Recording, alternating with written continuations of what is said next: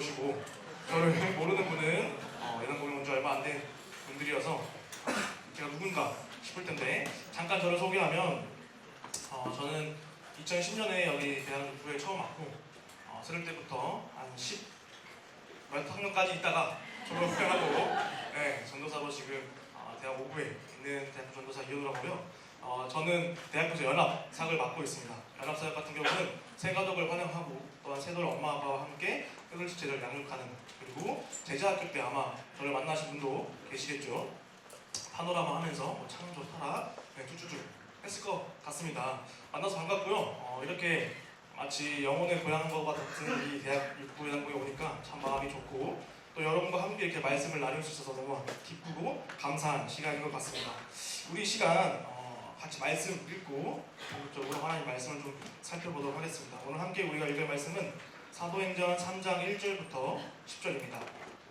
신약 190페이지에 있고요. 사도행전 3장 1절부터 10절인데 시선이 다 위에 있는 걸 보아하니 자막이 나눠놨습니다. 우리 한 절 한 절씩 같이 읽고 마지막에 합독하도록 하겠습니다. 제가 먼저 읽도록 하겠습니다. 3장 1절입니다. 하나님의 말씀입니다. 제9시 기도 시간에 베드로와 요한이 성전에 올라가 있으되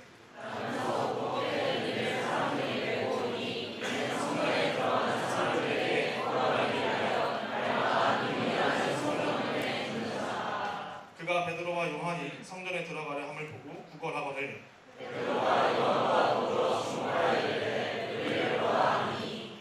그가 그들에게서 무엇을 얻을까 하여 바라보거늘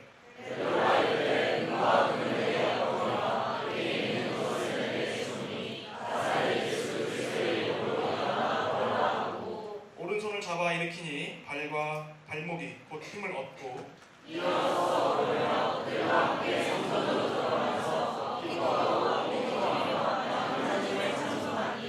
모든 백성이 그 걷는 것과 하나님을 찬송함을 보고 함께 읽겠습니다.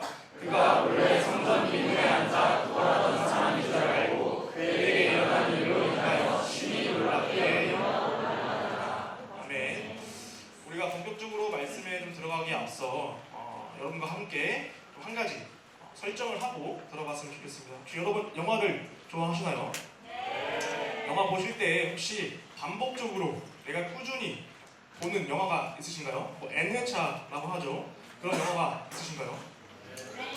우리 영화 평론가 분들도 영화를 한 번 보고 평론하지 않고 여러 번 계속해서 본다고 합니다.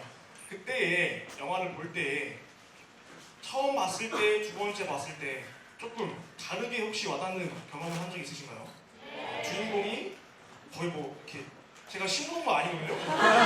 엄청 이렇게 있는 것 같은데 어쨌든 영화를 보면서 점점 더 새로 보지 못했던 부분들 그리고 주인공이 아니라 서브 주인공 혹은 그 이외에 엑스트라로 나왔던 분들이 좀 초점을 맞추면서 봤던 경험이 혹시 있을지 모르겠습니다. 이렇게 영화를 여러 번 보다 보면 그리고 다각도로 영화를 보았을 때 감독이 혹은 시나리오 작가가 의도했던 영화의 깊은 내면에 있는 이야기를 조금씩 알아갈 수 있는 것 같고요. 그러면서 내가 처음 봤을 때보다 두 번째, 세 번째, 많게는 네 번째 봤을 때 더 큰 감동으로 와닿는 경우가 있을 것 같습니다. 오늘 우리가 함께 읽었던 사도행전 3장 1절부터 10절 말씀을 총 세 부류의 인물로 좀 나뉘어서 이들이 과연 어떠한 상황 가운데 있는지 그리고 이들이 어떠한 마음 가운데에 있었는지 그리고 이들이 어떻게 변화하였는지를 한번 같이 살펴보는 시간을 갖고자 합니다. 본문에 들어가기에 앞서 제가 사도행전 3장 전까지 2장까지 내용을 좀 간략하게 요약을 해드리겠습니다. 예수님께서 승천하신 이후에 제자들이 모여서 기도할 때에 성령께서 이 땅 가운데 내려오셔가지고 성령 강림을 경험하게 됩니다. 성령이 충만했던 마가의 다락방에 모였던 약 70명의 사람들이 마음 가운데 뜨거움을 갖고 나가게 되죠.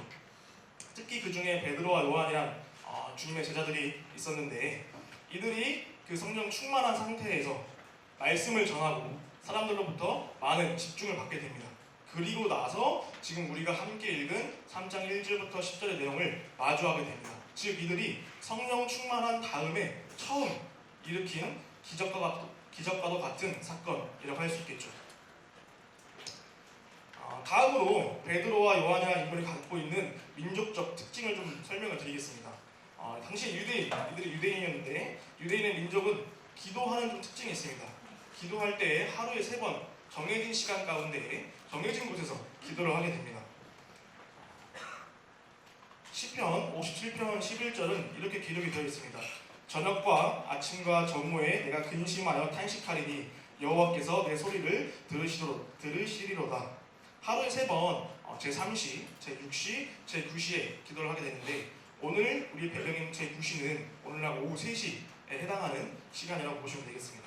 베드로와 요한은 유대인의 전통을 따라서 하루에 3번 지금 성전에 기도를 하러 올라가고 있죠.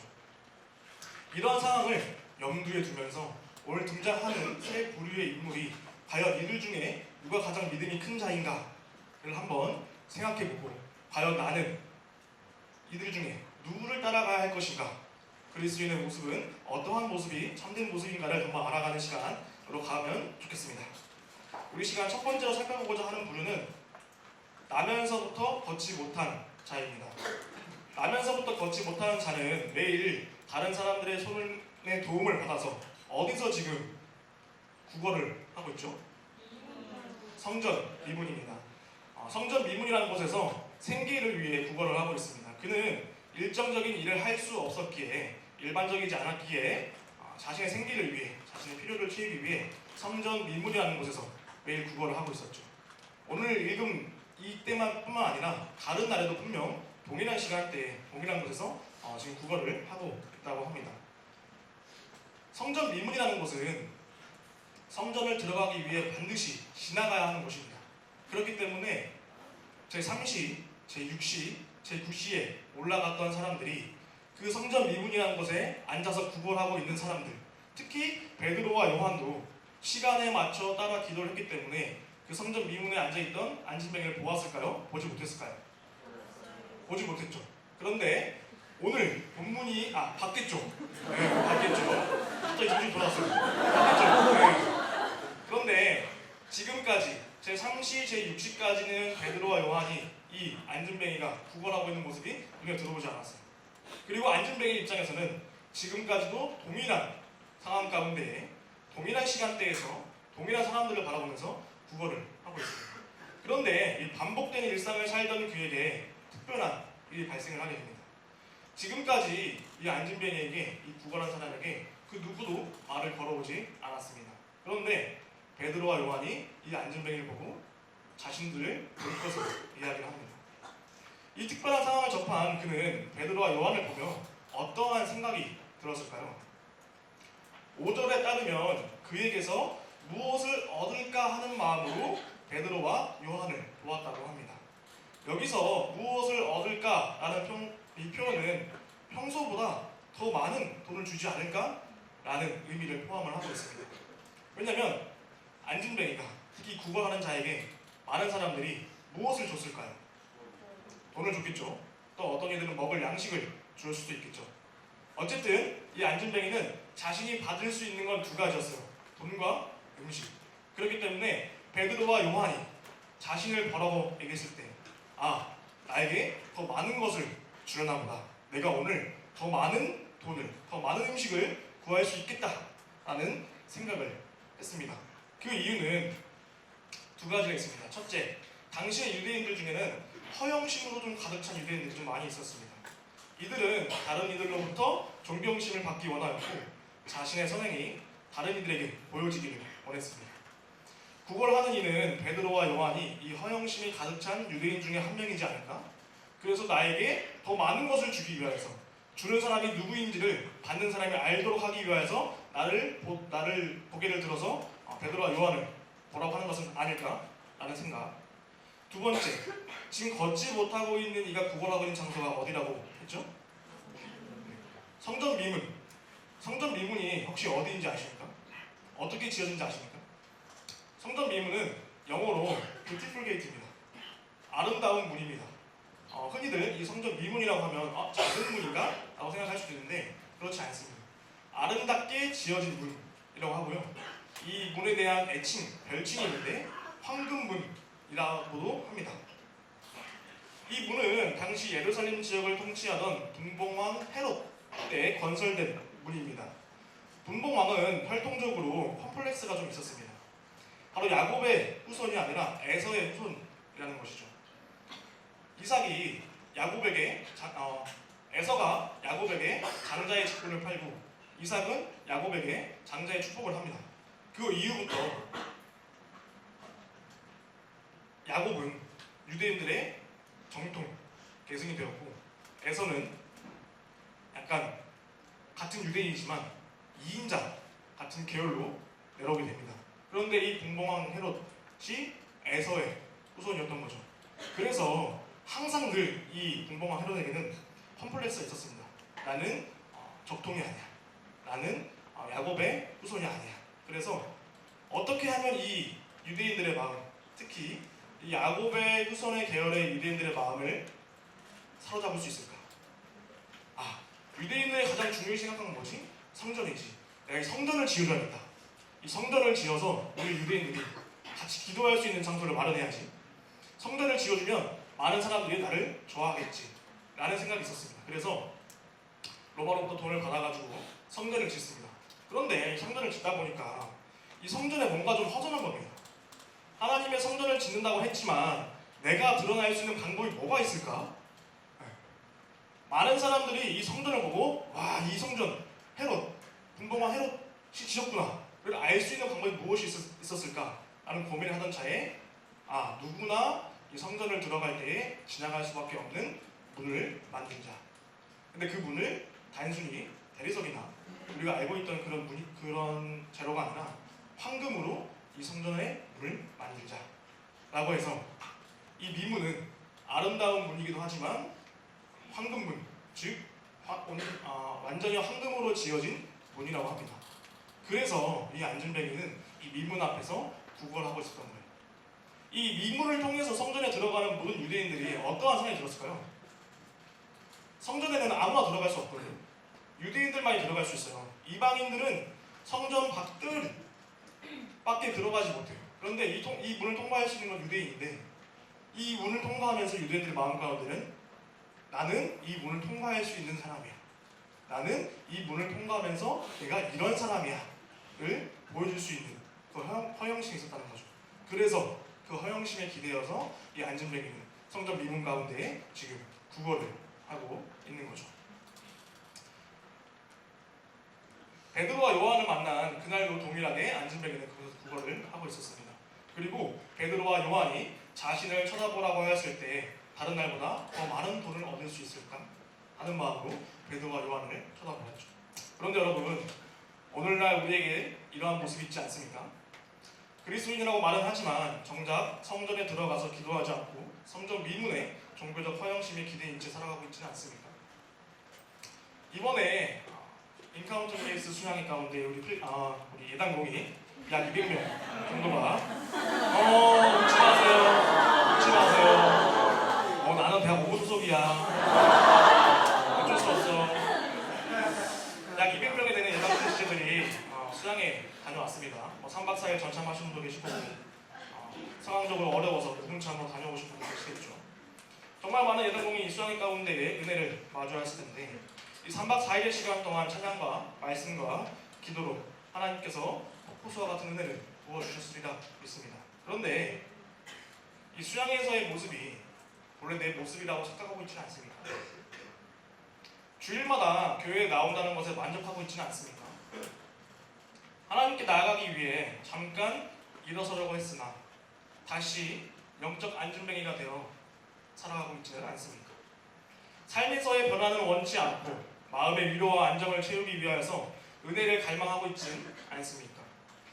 사랑하는 여러분, 여러분은 어떤 마음과 생각으로 하나님께 나아오셨습니까? 걷지 못하는 이가 구걸하던 것처럼 큰 무엇인가를 바라보고 계십니까? 내 필요를 채우기 위해서 이 자리에 앉아 계십니까? 물론 하나님께 우리의 필요를 구하는 건 당연히 맞습니다. 반드시 구해야 합니다. 그런데 우리의 필요를 구하기 전에 먼저 선행해야 할 것이 있습니다. 마태복음 6장 33절을 보면 예수님께서 이렇게 말씀하고 계십니다. 그런즉 너희는 먼저 그의 나라와 그의 의를 구하라. 그리하면 이 모든 것을 너희에게 더하시리라. 하나님께서는 우리가 영적 허영심에 기대어 성전 미문에 앉아 자신의 필요한 것을 구하고 있는 그 구걸하는 자가 아니라 영적으로 주저앉은 상태를 벗어나기 원하고 계십니다. 그러한 우리 예당동 지체들이 간절히 되길 바라며, 그렇다면 영적 안진뱅이에서 벗어난 모습은 어떠한 모습인지 한번 같이 살펴보고자 합니다. 두 번째로 살펴볼 부류의 인물은 베드로와 요한입니다. 베드로와 요한은 성전 민문에 앉아 구걸하는 사람을 보았습니다. 그를 본 베드로와 요한은 음식을 주거나 혹은 그냥 지나갈 수 있었겠죠. 실제로 그들은 지난날 구걸하는 이를 보고 지나쳤을 것입니다. 그러나 성령 충만한 베드로와 요한은 다른 날과는 좀 다른 모습을 보이게 됩니다. 베드로와 요한은 구걸하는 자를 보고 자신을 볼 것을 말합니다. 왜 베드로와 요한이 그를 보고 그냥 지나칠 수 없었을까요? 이는 성령 충만한 사람의 특징 중 하나로 다른 이의 필요에 민감한 반응을 보이기 때문입니다. 특히 영적으로 갈급한 사람을 그냥 지나칠 수 없기 때문입니다. 사도행전 2장 42절부터 45절 한번 같이 살펴보면 좋겠는데, 제가 읽을게요. 그들이 사도의 가르침을 받아 서로 교제하고 떡을 떼며 오로지 기도하기를 했습니다. 사람마다 두려워하는데 사도들로 말미암아 기사와 표적이 많이 나타나니 믿는 사람이 다 함께 있어 모든 물건을 서로 통용하고 또 재산과 소유를 팔아 각 사람의 필요를 따라 나눠주며. 베드로와 요한은 성령 충만한 상태에서 앉아서 구걸하고 있는 이를 보며 그에게 진정으로 필요한 것이 무엇인지를 깨달았습니다. 많은 이들은 이 안진뱅이를 보고 돈을 주었겠죠. 음식을 주었겠죠. 오늘 하루 살아갈 수 있도록 이들을 도와줬겠죠. 근데 베드로와 요한은 다른 일과 다르게 성령 충만하기 때문에 진짜 이 안진뱅이가 필요한 것이 무엇인지를 알았습니다. 구걸하는 자를 돕기 위하여 현실적 수단은 돈이나 음식을 주는 것입니다. 그러나 베드로는 걷지 못하는 이에게 돈이나 음식을 주지 않고 다른 것을 줍니다. 우리 6절을 함께 읽어보도록 하겠습니다. 오늘 본문 6절입니다. 읽겠습니다. 시작. 베드로가 이르되 은과 금은 내게 없거니와 내게 있는 이것을 내게 주노니 나사렛 예수 그리스도의 이름으로 일어나. 반복된 일상의 무료함에 젖어있던 이 구걸하는 자가 기대하는 은과 금과 같이 당장의 문제를 해결할 수 있는 물질은 아니지만 걷지 못하는 자의 근본적인 갈급함, 채워지지 않는 이 공허함에 대한 마음을 해결해 주었습니다. 걷기 위해 수많은 노력을 했겠죠. 나면서부터 걷지 못했던 이 자는 다른 사람들이 걸어다니는 모습을 보고 나도 이렇게 걷고 싶은 생각이 들지 않겠습니까? 그래서 자신이 할 수 있는 방법을 다 해봤겠죠. 유명한 의사를 찾아가가지고 자신의 다리를 고쳐주길 바랬거나 어떻게 주술적인 힘을 빌릴 수도 있겠죠. 당시에 성행했던. 그러나 이 안진뱅이의 다리는 고쳐지지 않았어요. 그런데 베드로와 요한이 이 안진뱅이를 보고 은과 금은 없지만 내게 있는 것을 준다고 하면서 나사렛 예수의 이름으로 그를 잡아 일으켜 세웁니다. 베드로와 요한이 이 안진뱅이에게 준 것은 단순히 오늘 하루를 살아갈 수 있는 자그마한 희망이 아니라 오늘 사라지면, 오늘 먹고 나면 없어질 그런 물질적인 것이 아니라 정말 이 안진뱅이 안에 갖고 있는 깊은 내면 가운데 있는 갈급함, 단순히 안진뱅이를 일으켜 세웠다는 것에 큰 의미가 있지만 그것이 목적이 아니라 나사렛 예수의 이름을 주었다는 거죠. 즉 이에게, 안진뱅이에게 예수 그리스도를 전했다는 것이죠. 그렇다면 나사렛 예수 그리스도의 이름을 준다는 것을 무엇을 의미하는 것인가? 단순히 나사렛 예수 그리스도라는 것을 종이에 써서 이렇게 준 건 아니겠죠. 베드로와 요한이 준 것은 예수 그리스도를 믿음으로 받게 될 새로운 삶, 칠흑 같은 어두운 삶에 한 줄기 비치며 살아갈 힘을 준 겁니다. 새로운 삶을 살아갈 수 있도록 한 것이죠.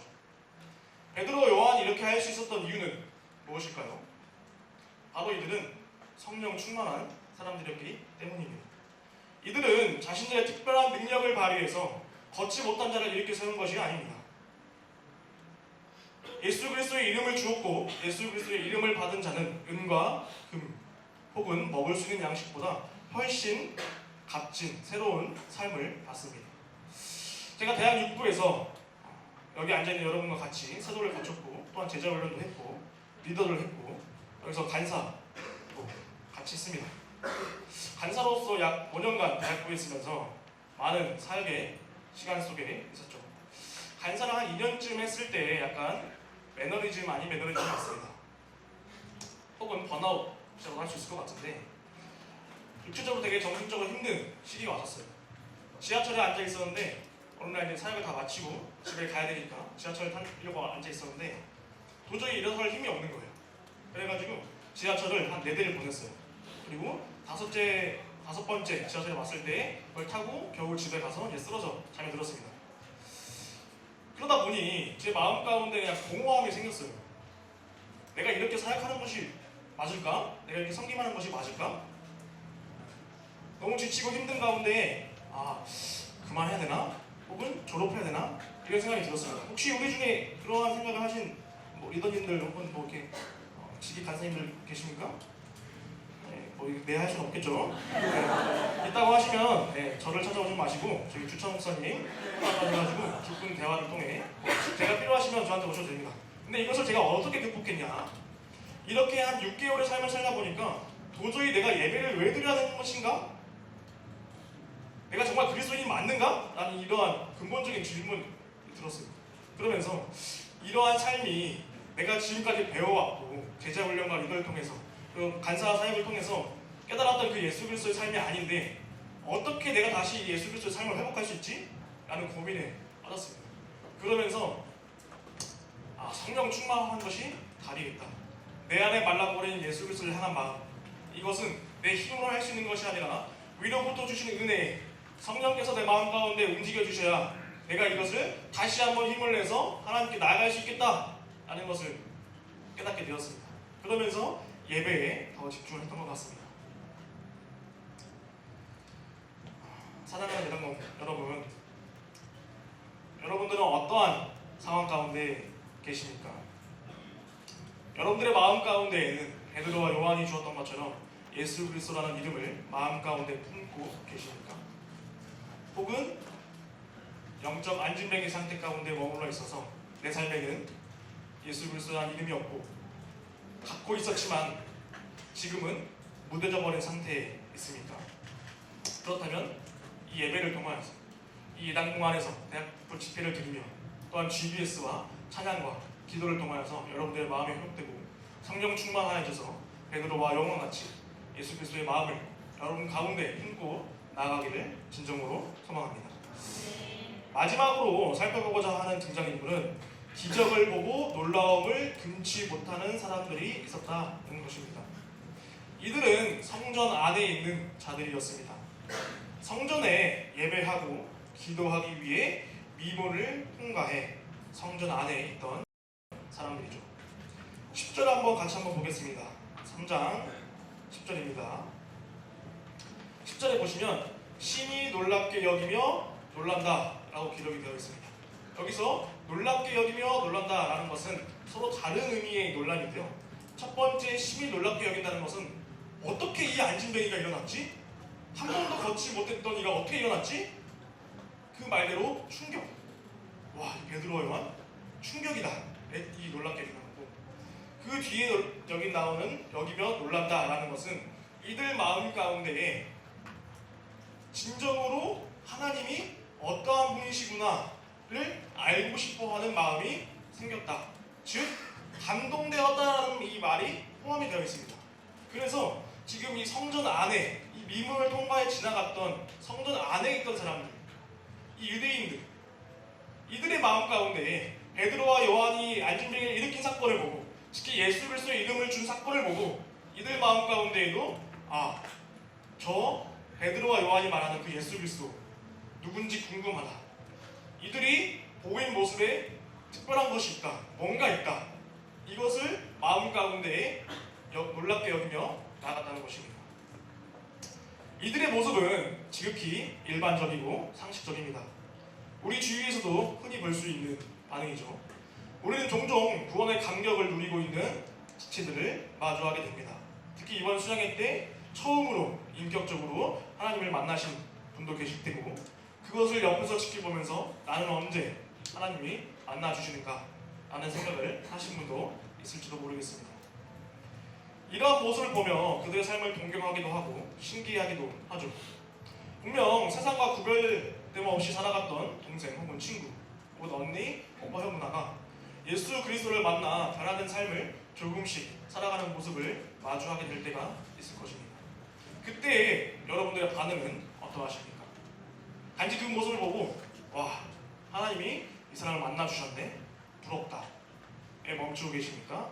나도 그 하나님을 만나고 싶다, 오히려 마음 가운데 더 하나님을 만나고자 하는 마음이 불릴 듯 일어나십니까?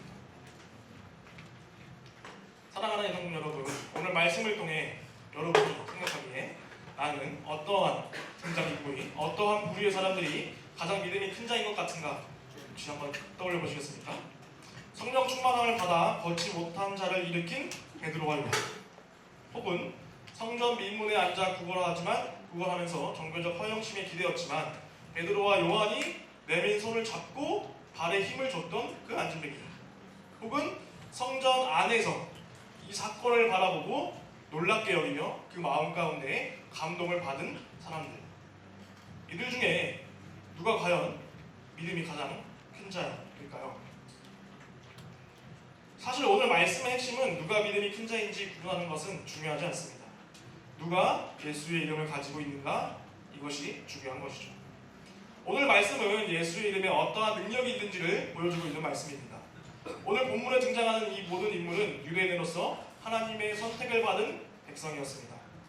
그러나 정작 예수의 이름을 가지고 살아가던 자들은 누구입니까? 베드로와 요한이죠. 걷지 못한 자를 성전 미문에 데려다 준 사람들도, 구걸하던 이 사람도, 성전 안에서 마음이 동요하고 경악을 금치 못했던 이 자들도 모두 하나님께 선택받은 백성이라고 믿고 있었습니다. 그러나 진정으로 예수 그리스도를 믿으며 하나님의 나라의 백성은 누구였습니까? 베드로와 요한이었죠. 주 안에서 살아가는 우리 예당동 여러분은 예수 그리스도의 이름을 마음 가운데 가진 자들입니까? 예수 그리스도를 따르는 자들입니까? 매주 교회에 나오는 가운데 의무감으로 교회에 나오고 계십니까? 아니면 하나님 앞에 예수 그리스도의 이름을 힘입고 예수 그리스도를 따라가는 자가 되기 위해 매주일 교회에 나오고 계십니까? 교회 가지 않으면 하나님으로부터 벌을 받을 것 같고 죄를 짓는 것 같기에 은혜에 대한 감격보다 억눌린 몸과 마음으로 교회에 나오고 계십니까? 분명 이 자리에 어떠한 이유로, 여러 가지 이유로 이 자리에 나오셨겠죠. 종교적 열심의 마음으로, 친구의 초대로 종교를 가져야겠다는 마음으로, 혹은 예배하는 마음, 여러 가지 이유로 이 자리에 앉아있을 것 같습니다. 그런데 여러분, 한 가지 복된 소식은 안진뱅이도 성전 안에서 놀라움과 마음이 동요했던 자들도 예수 그리스도의 이름을 받아 구원받은 하나님의 자녀가 되었다는 사실입니다. 본문 3장 7절부터 8절을 함께 보겠습니다. 함께 읽어보도록 하겠습니다. 3장 7절부터 8절입니다. 시작. 오른손을 잡아 일으키니 발목이 곧 힘을 얻고 뛰어 서서 걸으며 그들과 함께 성전으로 들어가면서 걷기도 하고 뛰기도 하며 하나님을 찬송하니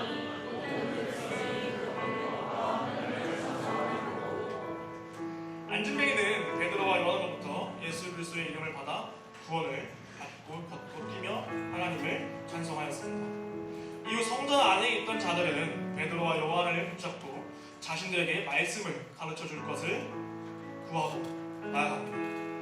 베드로가 이후에 솔로몬 행각에서 말씀을 전하고 난 후 회심한 사람의 숫자가 기록되었는데 실로 어마어마한 숫자였습니다. 사도행전 4장 4절을 제가 한번 읽어드리도록 하겠습니다.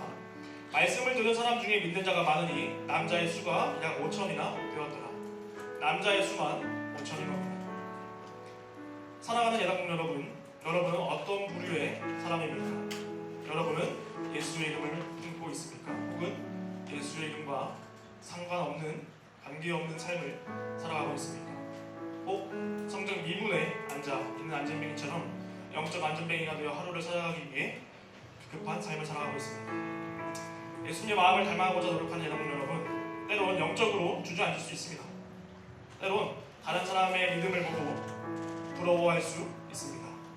그러나 그 가운데에 머물러 있지 말고 예수 그리스도의 이름을 가진 자로서 성령 충만한 자의 삶을 소망하시면서 가정과 캠퍼스와 일터와 그리고 여러분이 있는 곳에, 여러분이 있는 곳 어디든지 그곳에서 하나님의 마음을, 예수님의 마음을 닮아가는 우리 한 명 한 명의 귀한 주님의 자녀로 살아가기를 간절히 축복합니다. 이 시간 그러한 우리의 마음을 담아 주님께 찬양을 올려드리며 함께 기도의 자리로 나아갔으면 좋겠습니다. 이 시간 찬양할 때 정말 우리 마음 가운데에 주님께서 달려가는 은혜를 부어주시길, 혹은 이 시간 가운데에 내가 하나님을 알지 못하였다면 정말 주님께서 이 시간 나를 통해 만나주시길, 성령께서 내 마음 가운데에 들어오셔서 성령 충만한 사람 되어서 이 세상 가운데 부끄럽지 않게 하나님의 자녀로 살아갈 수 있도록 함께 이 시간 마음을 다하여서 자리에서 일어나서 함께 주님 앞에 찬양드리며 나가도록 하겠습니다.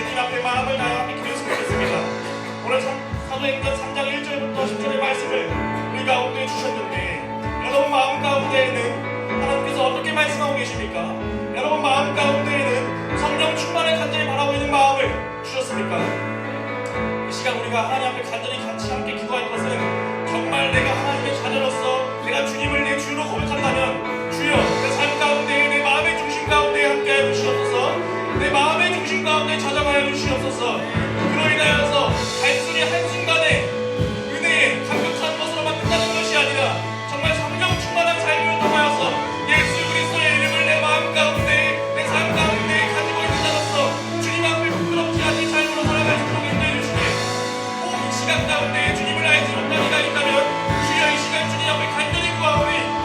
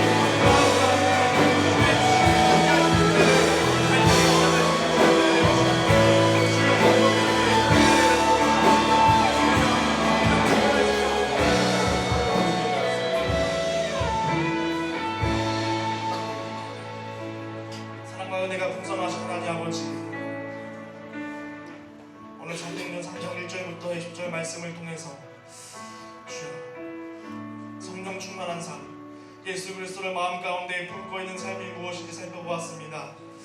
주님, 어쩌면 내가 지금 영적 안진병의 상태 가운데 머물러 있는지 모르겠습니다. 혹은 주님을 예배한다고 하지만, 그리스도인의 삶을 살아간다고 하지만 정작 삶에서의 행함과 실천보다는 나를 위한 삶, 주님을 향한 삶보다는 내게 목적과 내게 초점이 맞춰있는 삶을 살아가고 있지는 않은지 모르겠습니다. 주님, 그러나 감사한 것은 성전 민문에 앉아 구걸하던 그 안진뱅이도 성전 안에서 안진뱅이를 일으킨 예수 그리스도의 이름을 준 사건을 보고 놀라움을 금치 못했던 그 사람들도 주의 말씀을 듣고 성령께서 움직여 주심으로 말미암아, 성령께서 역사하여 주심으로 말미암아 그들 모두가 예수의 이름을 받았다는 사실입니다. 주여, 우리에게도 동일한 은혜를 베풀어 주옵소서. 우리 가운데에도, 우리의 땅콩 한 명 한 명에게도 성령 충만한 삶을 허락하여 주시옵소서. 그리하여서 내가 있는 가정과 일터와 캠퍼스와 내가 있는 어느 곳에서든지 주의 이름을 나타내며 예수 그리스도의 이름을 전하며 주님께서 주시는 복의 통로가 될 수 있도록 아버지 인도하여 주시옵시고 역사하여 주시옵소서. 한 주의 삶을 살아갈 힘을 주께 간절히 구하며 우리를 새롭게 하실, 성령 충만케 하실 살아계신 예수 그리스도의 이름으로 기도합니다.